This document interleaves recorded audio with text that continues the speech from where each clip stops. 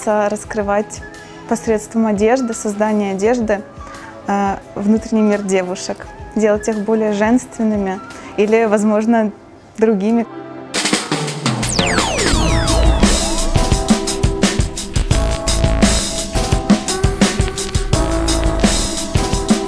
Образование я выбрала для себя творческое, потому что действительно с детства к этому шла, я чувствовала это не просто так, несмотря на то, что я в своей семье единственный творческий человек, в семье бухгалтеров, инженеров и архитекторов.